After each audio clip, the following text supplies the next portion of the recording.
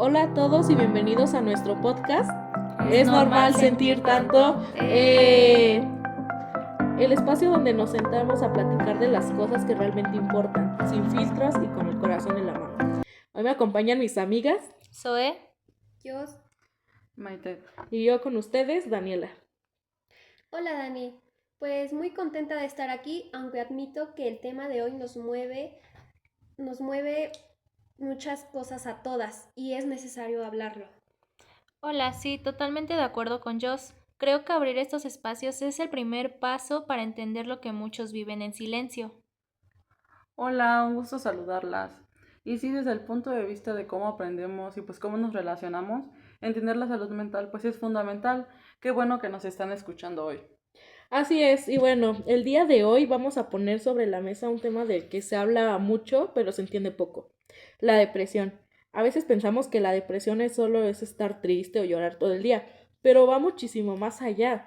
En realidad es que afecta el cómo pensamos, cómo sentimos y cómo vivimos el día a día.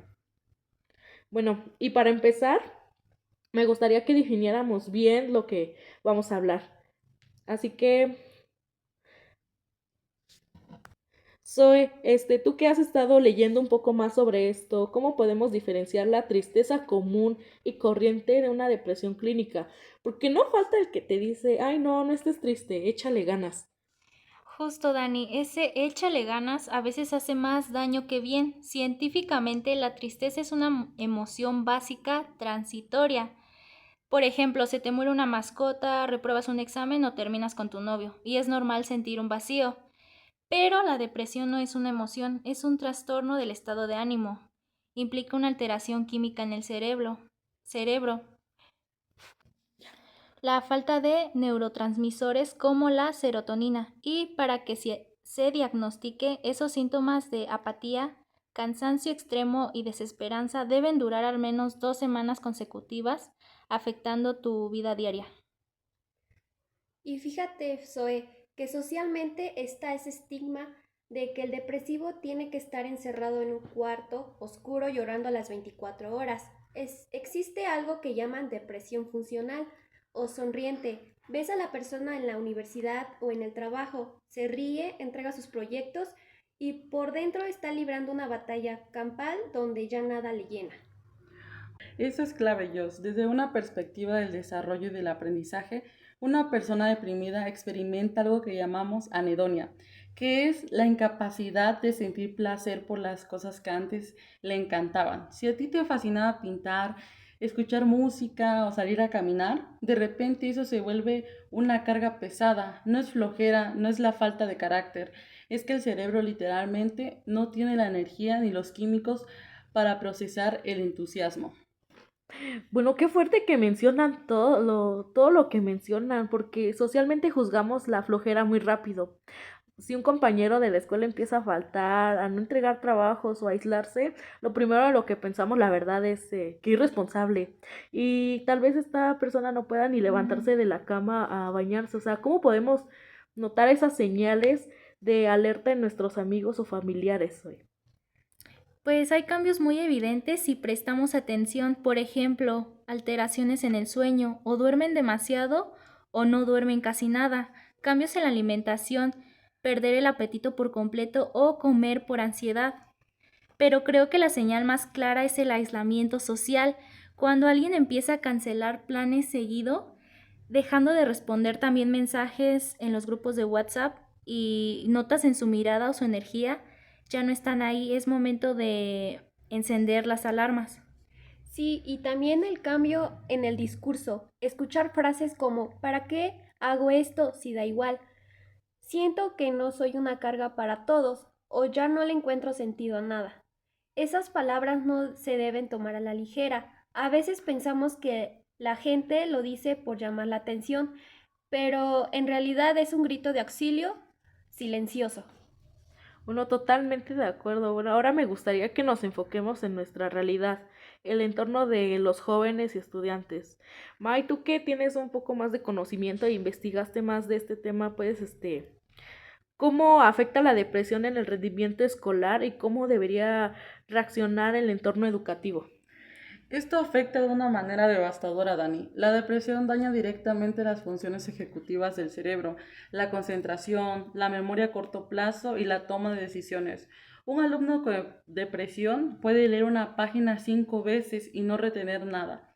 Lamentablemente, el sistema educativo tradicional muchas veces pues solo evalúa el resultado, que es la calificación, y no el proceso o el estado emocional del alumno.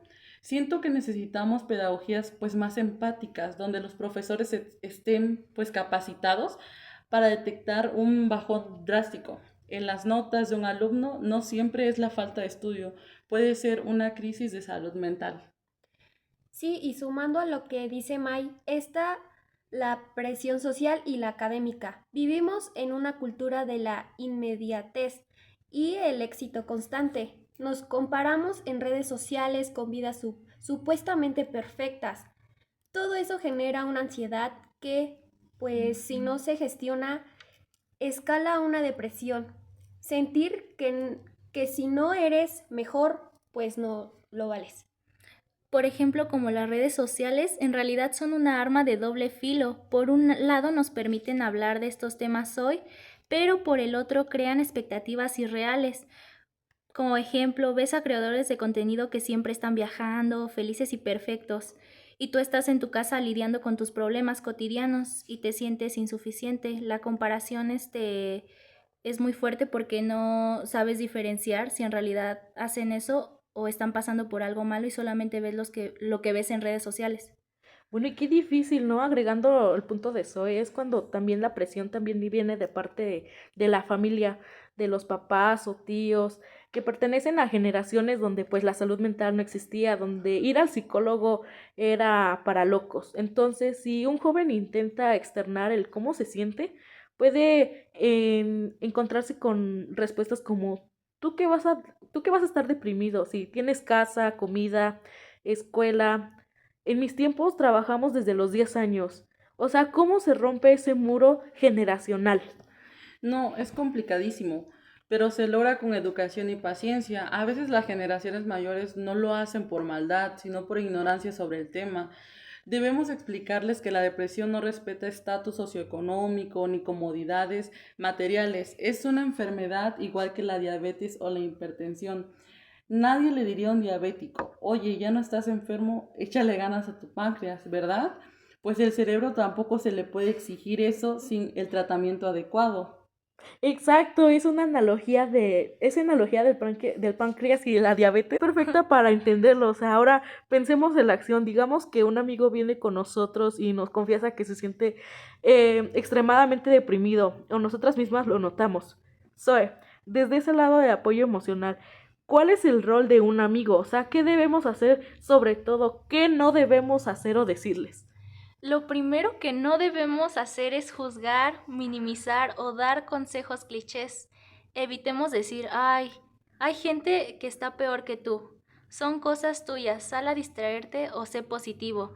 Eso solo genera culpa en la persona. Lo que sí debemos hacer es escuchar activamente.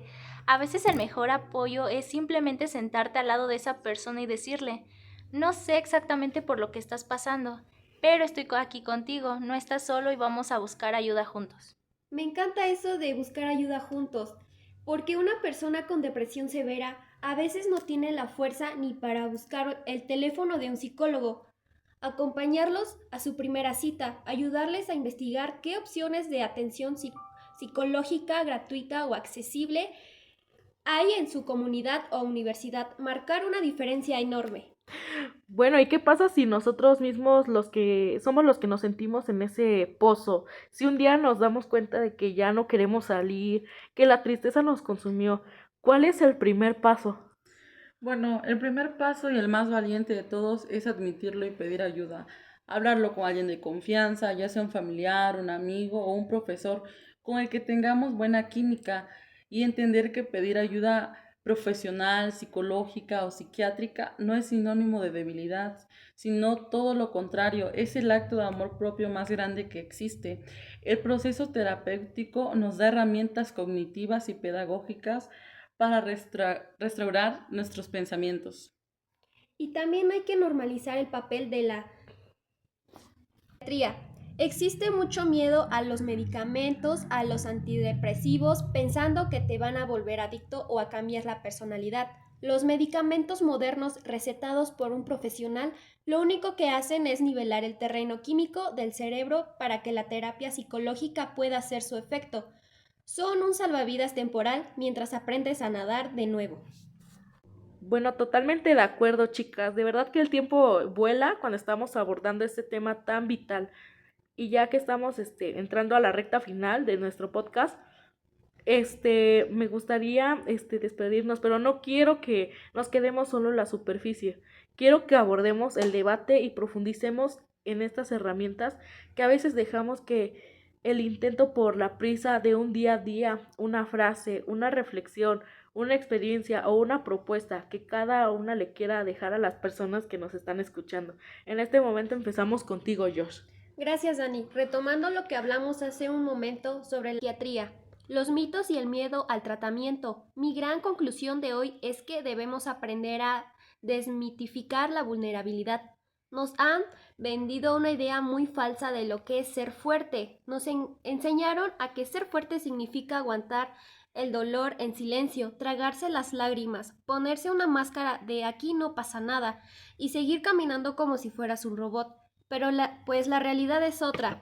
La verdadera fortaleza, la que requiere un valor sobrehumano, radica en mirar de frente a tu propia mente, aceptar que no puedes sola y decir, esto me supera, necesito ayuda. Qué fuerte que dices eso, Josh. O sea, rompe por completo con lo que nos enseñan desde niños, ¿no creen? Sí, totalmente, Dani. Y mi mensaje para quienes nos escuchan y sienten que el cielo está completamente gris es que la depresión no es una enfermedad médica. No eres tú fallando como persona, no es tu identidad, no eres un deprimido, como si fuera tu etiqueta interna. Es solo un estado en el que tu cerebro y tu cuerpo están pasando debido a múltiples factores. Eres muchísimo más que un diagnóstico, muchísimo más que un mal momento y mereces recibir el apoyo necesario para volver a ver la luz al final del túnel. No te acostumbres a vivir en la sombra. Justo lo que dices, y si me permites sumarme a tu idea, creo que el problema es que nos da pánico el juicio social. Claro, adelante, soy justo. Te iba a dar la palabra. ¿Cómo lo ves tú desde el lado social? Es que conectando con lo que dice Joss, a veces el entorno se vuelve muy hostil. Yo quiero hablarle directamente a lo que están alrededor de alguien que sufre. A veces nos frustramos porque queremos arreglar a nuestro amigo familiar. Vemos que un amigo está triste y queremos solucionarle la vida en 5 minutos. Y como no sabemos qué decir o nos desespera que no se anime, nos relajamos. Yo los invito a que desarrollemos una escucha sin agenda. ¿Qué significa esto? Escucha no para responder, no para dar el consejo cliché de manual de autoayuda, sino simplemente para que la otra persona se sienta contenida y validada. Eso es clave, Zoe, el valor de la pura presencia. Exacto, Mai. Seamos más amables en el día a día. No tenemos idea de los demonios con los que carga la persona que va junto a nosotros en el transporte público o el mismo compañero que tenemos al lado. De hoy no quiso hablar y se la pasa pegado al teléfono. Una sonrisa genuina, un mensaje de texto que diga, me acordé de ti, espero que estés bien, sin esperar que te conteste un pergamino o un abrazo apretando de esos que te rearman el alma. De verdad pueden sostener a alguien en su peor día. La empatía colectiva salva vidas, chicas. No es un eslogan bonito, es la realidad. Es nuestra responsabilidad construir entornos donde hablar de dolor no sea un tabú. Escucha sin agenda, me lo quedo solo, o sea, me lo quedo grabado, de verdad es una joya de concepto. A veces interrumpimos al otro diciendo, ay, a mí me pasó algo peor, y cancelamos su dolor. Qué importante es callar y abrazar. Y bueno, May, desde tu trinchera con este enfoque pedagógico y de desarrollo que nos has abierto y has investigado mucho más que nosotros, ¿cuál es tu conclusión para cerrar este bloque? Fíjate, Dani, que escuchando a Josie y a Zoe, pues me doy cuenta de que nos hace falta algo urgente en el sistema actual, que es la alfabetización emocional. Pues desde las aulas, en la escuela pasamos años aprendiendo geografía, fórmulas matemáticas complejas y reglas gramaticales, lo cual está bien, pero nadie nos enseña a identificar la frustración, a transitar un duelo, a entender la ansiedad o a poner límites saludables para proteger nuestra salud mental. Creamos siendo analfabetas emocionales y cuando la vida nos golpea con una crisis como la depresión, no tenemos ni una sola herramienta para poder gestionar esto. Es verdad, Mai, te avientan al mundo sabiendo resolver ecuaciones, pero sin saber qué hacer cuando no te puedes levantar de la cama. Exacto, por eso mi reflexión va dirigida a dos puntos. Primero, a los estudiantes, no pongan nunca su productividad por encima de su paz. Ningún examen, ningún proyecto escolar, ninguna calificación vale su salud integral. Si sienten que ya no pueden más, aprendan a hacer una pausa, a descansar, a no renunciar. Y segundo, para los educadores o futuros profesionales del aprendizaje, nuestra labor va más allá de transmitir conocimientos o rellenar un plan de estudios. Esto se trata de formar seres humanos. Si no creamos aulas empáticas, si no sabemos mirar a los ojos a un alumno y notar que su brillo cambió, y si no construimos redes de apoyo sólidas dentro de las instituciones, estamos fallando en lo más básico de la pedagogía. Wow, no, es que de verdad me dejas pensando mucho, Mai, porque qué gran verdad, o sea, es un cambio de chip urgente el que necesitamos, tanto en la forma en la que nos educan como en la forma en la que no nos exigimos a nosotros mismos, día con día. Bueno, y para cerrar este podcast, yo me quiero quedar con una idea que considero que debe ser nuestro mantra. Está bien no estar bien. Totalmente. Exactamente, vivimos en una época sumamente tiránica, hiperconectada, que nos exige una especie de positividad tóxica. Todo el tiempo tienes que mostrarte feliz en redes sociales, hiperproductivos, exitosos, estéticos y sonrientes. Si tienes un día libre, sientes culpa por no estar produciendo. Y la verdad es que la vida humana no es una línea recta de éxito. La vida tiene estaciones, tiene inviernos, emociones, pausas necesarias y momentos de absoluta oscuridad. Permitirse sentir dolor, el cansancio externo o la tristeza no te hace débil, te hace humano. Negar lo que sentimos solo hace que esa emoción se pudra por dentro y crezca. Pero ojo. Si ese invierno ya se prolongó demasiado tiempo, si los días pasan y la mochila se siente tan pesada que ya ni siquiera te deja avanzar un paso, por favor, levanta la mano. No tengas miedo de incomodar, no tengas miedo de romper el silencio, ni de pedir ayuda.